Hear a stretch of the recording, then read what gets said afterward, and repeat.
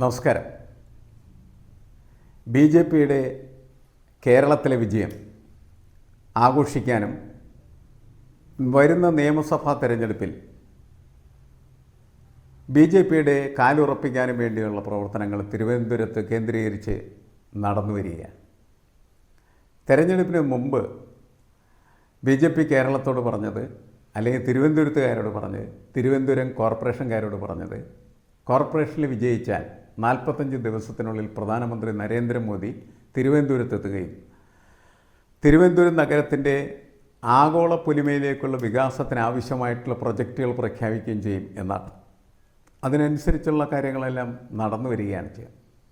അതിനിടയിൽ നരേന്ദ്രമോദി വരുന്നതിന് മുമ്പ് തന്നെ അമിത്ഷാ തിരുവനന്തപുരത്ത് എത്തുന്നു എന്നുള്ളതാണ് പുതിയ വാർത്ത. ജനുവരി 11 അമിത്ഷാ തിരുവനന്തപുരത്തെത്തും. നരേന്ദ്രമോദിയുടെ ഡേറ്റ് ഇതുവരെ ആയിട്ടില്ല. അമിത്ഷാ തിരുവനന്തപുരത്ത് വരുമ്പോൾ കേരളത്തിൽ എവിടെയൊക്കെ നിന്ന് ബി.ജെ.പിയുടെ വാർഡ് മെമ്പർമാരോ കൗൺസിലർമാരോ വിജയിച്ചിട്ടുണ്ട് അവരെല്ലാവരും തിരുവനന്തപുരത്ത് എത്തിക്കുന്നു. അവരുടെ ഒരു മഹാസമ്മേളനം നടത്തുന്നു.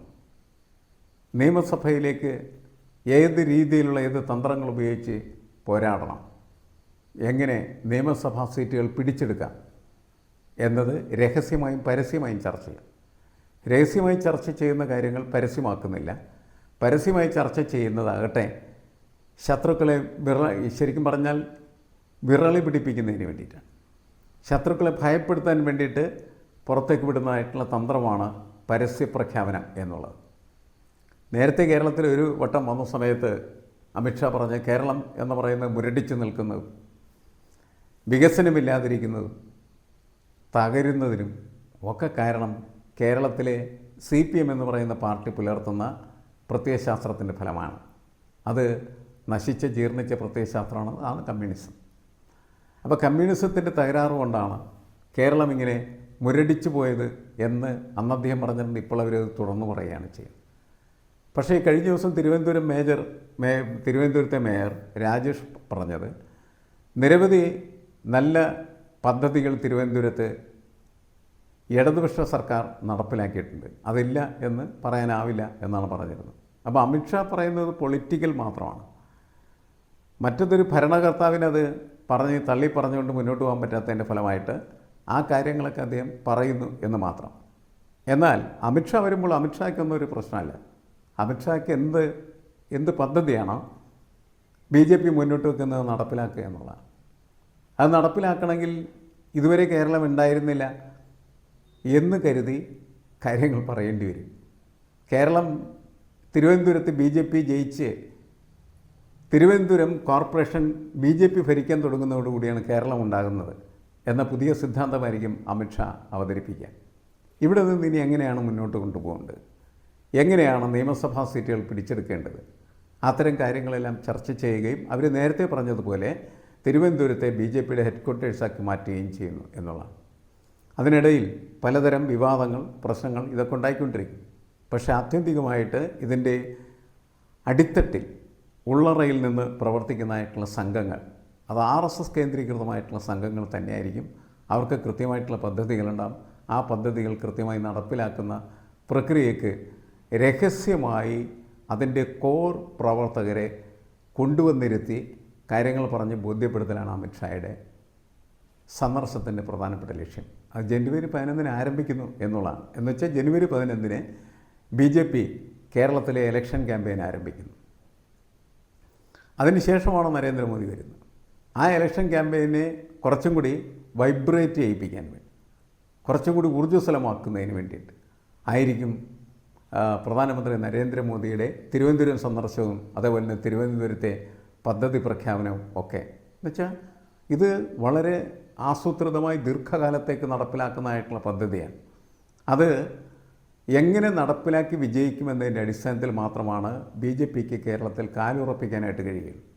അതുകൊണ്ട് വളരെ ആസൂത്രിതമായിരിക്കും. ആ ആസൂത്രിതമായിട്ടുള്ള സംഭവം എന്ന് പറയുന്നത് പൂർത്തീകരിച്ചേ അവർ മുന്നോട്ട് പോവുകയുള്ളൂ. അതിനെപ്പോഴും RSSൻ്റെ ഈ ആർമി, RSSൻ്റെ പട്ടാളം വളരെ പ്രസക്തമായിട്ടുള്ള രീതിയിൽ അവർക്ക് പ്രയോഗിക്കാനായിട്ട് കഴിയും എന്നുള്ളതാണ്. എന്തായാലും മറ്റ് രാഷ്ട്രീയ പാർട്ടികളെ സംബന്ധിച്ചിടത്തോളം ബി ജെ പിയുടെ ഈ ഇടിച്ചുകയറ്റം എന്ന് പറയുന്നത് ഒരു വെല്ലുവിളി തന്നെയായിരിക്കും. തെരഞ്ഞെടുപ്പിൻ്റെ അജണ്ട പോലും നിശ്ചയിക്കുന്ന ബി ജെ പി ആയിട്ട് മാറുന്ന തരത്തിലേക്ക് കാര്യങ്ങൾ പോകും. സത്യത്തിൽ കേരളത്തിൻ്റെ ഒരു ഭൂപ്രകൃതി, രാഷ്ട്രീയ ഭൂപ്രകൃതി ബി ജെ പി മാറ്റിക്കഴിഞ്ഞു. കേരളത്തിന് പൊതുവെ ഉണ്ടായിരുന്ന കേരളത്തിൻ്റെ പൊതുമണ്ഡലം, പബ്ലിക് സ്ഫിയർ എന്ന് നമ്മൾ പറയുന്ന ഒരു സംഭവത്തിൽ ഒരു മതേതര രാഷ്ട്രീയ സ്വഭാവമുള്ള ചിന്താ പദ്ധതികളും ചിന്തകളും പ്രവർത്തനങ്ങളും ഉണ്ടായിരുന്നു. അത് മുഴുവൻ ആദ്യം ഇടിച്ചു പൊളിക്കാനായിട്ട് ബി ജെ പി കഴിഞ്ഞു.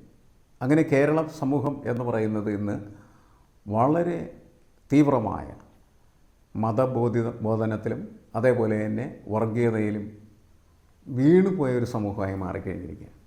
ആളുകളിങ്ങനെ ഓരോരുത്തർ നോക്കുന്ന സമയത്ത് തന്നെ ഇവനേത് ജാതി എന്ന് മനസ്സിൻ്റെ ഉള്ളിൽ ചിന്തിക്കുന്ന തരത്തിലേക്ക് ജാതി പ്രധാനപ്പെട്ട ഒരു ഐറ്റമായിട്ട് മാറിക്കഴിഞ്ഞിരുന്നു. അത് മാറ്റിയെടുക്കുന്നതിൽ ബി ജെ പി വിജയിച്ചു കഴിഞ്ഞു എന്നുള്ളതാണ്.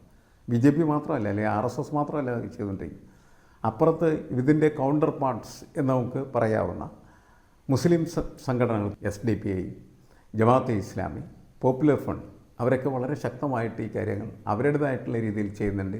ഇവരുടേതായിട്ടുള്ള രീതിയിൽ വിശ്വ ഹിന്ദു പരിഷത്ത്, ബജറംഗ് ദൾ, അത് അത്ര കാര്യമായി കേരളത്തിലില്ലെങ്കിലും അതിൻ്റെ ചില കാര്യങ്ങൾ എന്ന നിലയ്ക്ക് RSS, ഇവരെല്ലാവരും അവരുടെ കാര്യങ്ങൾ കൃത്യമായിട്ട് അങ്ങനെ നിരന്തരം പറഞ്ഞ് പ്രവർത്തിച്ച് ഒച്ച വെച്ച് മുദ്രാവാക്യം വിളിച്ച് പലതരം സംഘടനകളൊക്കെ നിർമ്മിച്ച് ഇപ്പോൾ കേരളം എന്ന് പറയുന്നത് ജാതി കേരളമായിട്ട് മാറി എന്നുള്ളതാണ്.